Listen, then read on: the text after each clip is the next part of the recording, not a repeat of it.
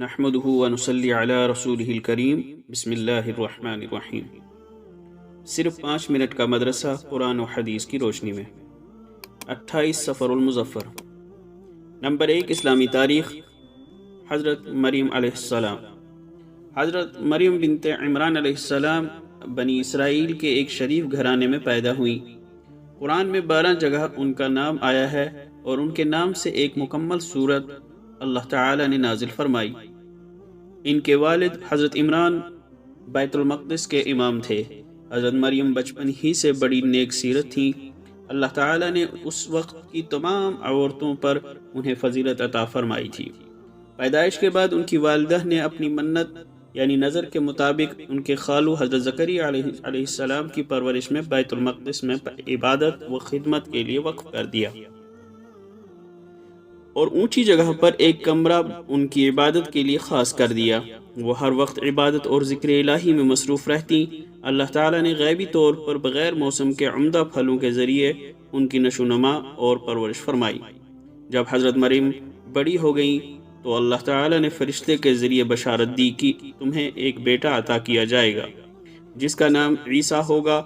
وہ دنیا و آخرت میں بلند مرتبے والا ہوگا اور بچپن ہی میں لوگوں سے بات کر کے آپ کی پاک دامنی کی شہادت دے گا۔ نمبر 2، حضور صلی اللہ علیہ وسلم کا معجزہ۔ مال غنیمت میں خیانت کی خبر دینا۔ زید بن خالد رضی اللہ عنہ بیان کرتے ہیں کہ خیبر کی جنگ میں رسول اللہ صلی اللہ علیہ وسلم کے ساتھ والوں میں سے ایک شخص کا انتقال ہو گیا۔ حضور صلی اللہ علیہ وسلم کو خبر دی گئی تو آپ صلی اللہ علیہ وسلم نے فرمایا اپنے ساتھی پر تم ہی نماز پڑھ لو۔ لوگوں کے چہرے بدل گئے۔ آپ صلی اللہ علیہ وسلم نے فرمایا اس شخص نے غنیمت کے مال میں خیانت کی ہے۔ چنانچہ اس کا سامان تلاش کیا گیا تو اس میں یہود کے ہار کے دانوں میں سے ایک دانہ ملا جس کی قیمت 2 درہم بھی نہ تھی۔ نمبر 3، ایک فرض کے بارے میں۔ پیشاب کے چھینٹوں سے بچنا ضروری ہے۔ رسول اللہ صلی اللہ علیہ وسلم نے فرمایا تم پیشاب کے چھینٹوں سے بچو، اس لیے کہ عام طور پر قبر کا عذاب اسی سے ہوتا ہے۔ نمبر 4، ایک سنت کے بارے میں۔ جمعہ کے دن کثرت سے درود پڑھنا۔ حضرت انس رضی اللہ عنہ سے روایت ہے کہ رسول اللہ صلی اللہ علیہ وسلم نے ارشاد فرمایا جمعہ کے دن میرے اوپر درود شریف کثرت سے پڑھا کرو۔ نمبر 5، ایک اہم عمل کی فضیلت۔ مسجد سے کوڑا کرکٹ دور کرنا۔ رسول اللہ صلی اللہ علیہ وسلم نے فرمایا مسجد سے کوڑا کرکٹ صاف کرنا بڑی آنکھوں والی حوروں کا مہر ہے۔ نمبر 6، ایک گناہ کے بارے میں۔ قرآن کو جھٹلانا۔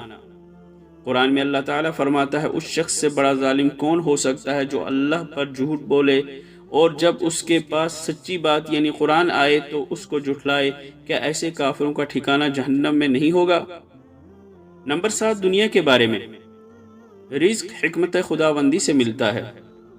قرآن میں اللہ تعالیٰ فرماتا ہے اگر اللہ تعالیٰ اپنے سب بندوں کے لیے رزق میں زیادتی کر دیتا تو وہ ضرور زمین میں فساد کرنے لگتے، لیکن وہ جس قدر چاہتا ہے اندازے کے مطابق روزی اتارتا ہے اور وہ اپنے بندوں سے باخبر اور ان کو دیکھنے والا ہے۔